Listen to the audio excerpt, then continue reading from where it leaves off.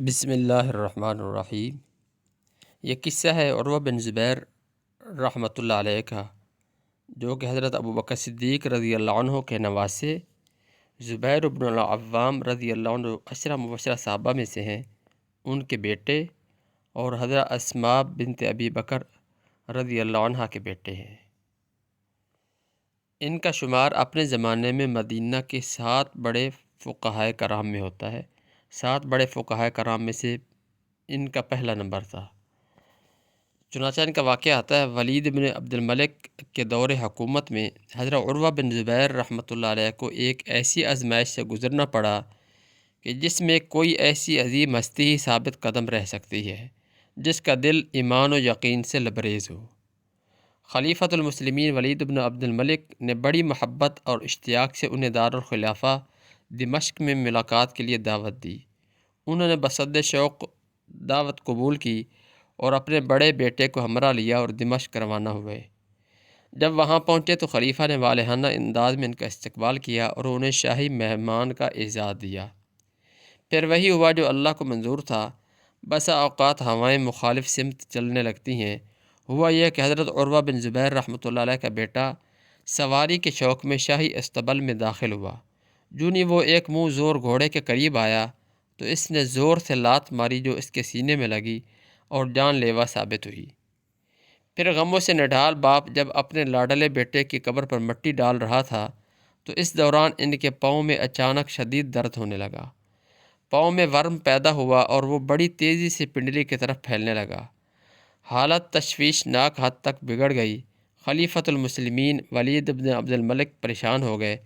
فوری طور پر شاہی اطباء کو کہا کہ علاج پر پوری توجہ دی جائے اور اس میں ایک لمحے کی غفلت بھی نہ برتی جائے۔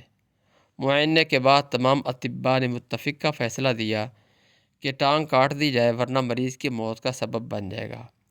جب ٹانگ کاٹنے کے لیے ایک ماہر جراح اپنے اوزار لے کر حاضر ہوا تو طبیب نے حضرت عروہ رحمۃ اللہ علیہ سے کہا کہ ہم آپ کو تھوڑی سی شراب پلائیں گے تاکہ ٹانگ کٹنے کی زیادہ تکلیف محسوس نہ ہو۔ آپ نے یہ بات سن کر فرمایا، ایسا قطعاً نہیں ہو سکتا، میں حرام کے ذریعے سے اپنی عافیت کی امید نہیں رکھتا۔ طبیب نے کہا تو پھر کوئی نشہ آور چیز آپ کو پلا دیتے ہیں ورنہ تکلیف ناقابل برداشت ہوگی۔ آپ نے فرمایا، میں نہیں چاہتا کہ میری جسم کا کوئی عضو اس حالت میں کاٹا جائے کہ مجھے درد کا کوئی احساس بھی نہ ہو۔ آپ بغیر کوئی نشہ آور چیز دیے اسے کاٹیں، اس درد میں بھی انشاءاللہ مجھے ثواب ملے گا۔ جب جراح ٹانگ کاٹنے کے لیے تیار ہوا تو بہت سے آدمی حضرت عروہ رحمۃ اللہ علیہ کے قریب آئے۔ آپ نے پوچھا، یہ جھمگھٹا کیا ہے؟ تو آپ کو بتایا گیا کہ ان افراد کو اس لیے بلایا گیا ہے کہ جب آپ کے ٹانگ کٹنے لگے تو یہ مضبوطی سے آپ کو تھامے رکھیں گے۔ ہو سکتا ہے آپ شدید درد سے سنبھل نہ سکیں اور علاج میں رکاوٹ پیدا ہو جائے جو آپ کے لیے نقصان دہ ہے۔ یہ سن کر آپ نے فرمایا، ان تمام افراد کو پیچھے ہٹا دیں، ان کی کوئی ضرورت نہیں۔ میرے لیے اس اندوہناک وقت میں صرف اللہ کی یاد اور اس کی حمد و ثناء اور تسبیح و تقدیس کا نغمہ الاپنا ہی کافی ہوگا۔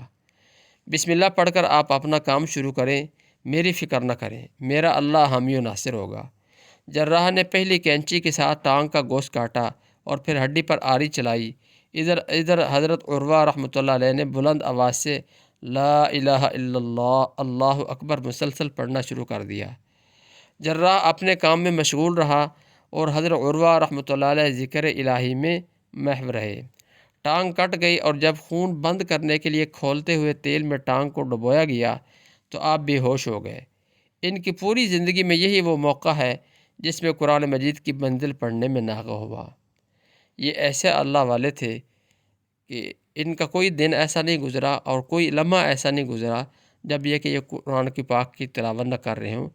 فرماتے ہیں کہ یہی وہ لمحہ تھا صرف ان کی زندگی کا کہ جب ان کے ٹانگ کاٹے گئے اور یہ بے ہوش ہوئے تو اس موقع پر ان کی قرآن مجید کا ناغہ ہوا، ورنہ ہر لمحہ اور ہر لحظہ اور ہر دم اللہ کے قرآن کو زبان پر تر رکھتے تھے، زبان اللہ کے قرآن سے جو ہے تر رکھتے تھے۔ یہ ایسے اللہ کے ولی تھے۔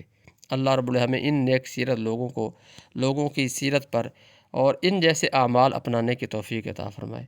یہ قصہ باقی ہے، انشاءاللہ اگلی قسط میں اس کا بقیہ ہوگا۔